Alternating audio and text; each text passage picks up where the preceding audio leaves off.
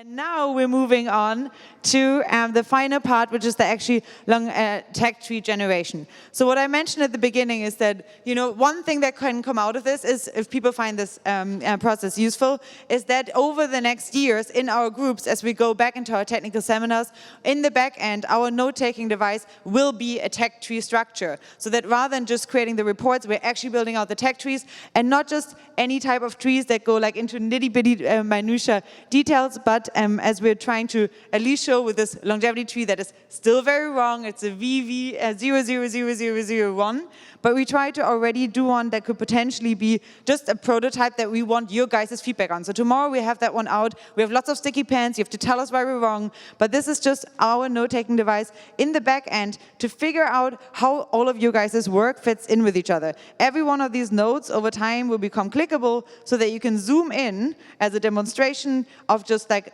a more detailed explanation of this field, but also of advocacy groups, labs, companies, and so forth working on it. And so this is very, very much a prototype. Tomorrow you can tell us all the things that are wrong with it, and we really look forward to it. There's somewhat of a tech tree white paper in terms of how we want to expand on it, but this is really just one prototype. If this works well over the next year, and this is definitely more of a year program that we do in every single seminar as our back-end note-taking device, with your help, hopefully, then over time, maybe we can actually grow trees that are somewhat reflective of the work that you guys are doing, not only in one group, but across groups, and we can eventually have the tracks, the branches of the tree meet.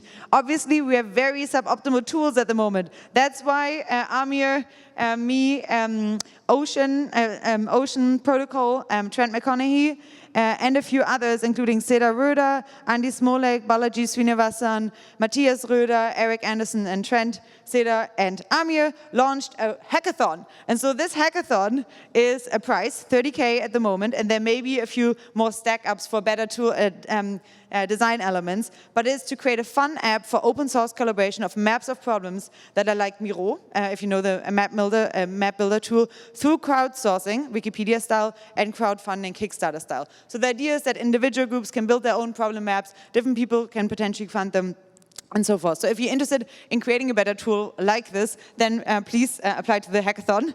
But that's more for the developers amongst you. This is just to say we currently have very suboptimal tools, right? But we will make do with what we have. And Amir Banifati is here from the X Prize Foundation, or from X Prize, and will actually give you a little bit of guidance and a few prompts that you can use when you mingle across the technology trees that you guys are creating. So Amir, please come up on stage. Thank you for flying in on such short notice. Awesome. Can we put a tech tree? Any tech tree? Hello, everyone. So I'm working with a company called X Prize, and we design and launch very large competitions. The most recent one is a carbon capture competition for $100 million. And we have done some on connected robots. We've done some gathering plastic in the ocean, etc. So when we design a competition, there is a huge amount of work that goes into that box that is called challenge. And the challenge is the most visible part of a roadmap of technology achievement, where most people can understand why you're doing it and how we're going to be doing it. So as we build those tech trees, I'm going to give you some tips, if you allow me, to help you to do two things. One, review your tech trees, but also try to connect your tech tree with other tech trees. And for that, there are some connecting dots. So one of the examples of that is that when you look at the capabilities, which are the most important part of that, try to add a small number, 5, 10, or 25, or 25 plus, meaning you see this capability in 5 years, in 10 years, or in 25 years. When do you want that capability to hit the market, to hit the scientific community, to hit policymakers, and so forth? The second part is that as you look at capabilities, the challenge could become a general statement that you think is going to make the whole industry move forward, but also could be a series of experiments. Think of it as defining an experiment where a number of people will come and solve for. So how can you define and be more specific within your challenge definition of a series of specific problems that could lead to experiment that could be measured? Measurable means that you can actually be fact-based, can evaluate them, and show progress. So these are two little tips that could help you figure out where one capability could be precursor of another capability, and when the other capability could come longer, and how those challenges could create a dotted line of progress between those capabilities. So by doing these two, you're going to have a way to create a connecting dot between your different maps, and hopefully lead to the longer longevity map that you saw a few minutes ago. So this is the exercise we're trying to do together. I'm going to be circling and helping you out if you want me to. We've done this, usually we take about 6 months to 9 months to do a design of a challenge. So don't think that the challenge is easy to define, but somehow if you can afford to come up with examples of problems to solve that could help you a lot into identifying what are the measurable progress that could come out of those directions. And you're going to see that sometimes there's going to be a leapfrogging opportunity where somehow by giving a challenge to a number of people to solve for, suddenly that capability could become solved from cross-pollination of one domain to another domain.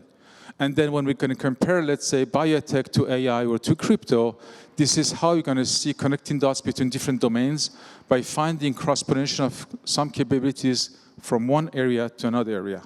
So this is just very, very short, brief way that how we do it, and that helps a lot into evaluating a radar of accomplishment over time by focusing mostly on capabilities and also going back to the technology. So usually we want to start with the end goal, but the end goal could be very philosophical or very far in time. Capabilities are the way to start. And if you can agree on those capabilities, then you're going to see that many of the work that you have done are in fact similar, but you see it from a different lens. Thank you. And I know that this will probably be a little bit more difficult because most of your challenges are not in the area that you actually are working in. But if they are somewhat, then why not make them as concrete so that someone could actually put a bounty on that if they wanted that to be funded, right? So the more concrete you can make it, the better. And with that, without further ado, I'll let you guys mingle around your slides. Thank you, Amir, for flying in and for running through and herding cats a little bit. And thank you all cats for being here. After we've done this for your individual technology trees, we will then have a little bit of a merry-go-round where you get to see the ones that the other groups have built.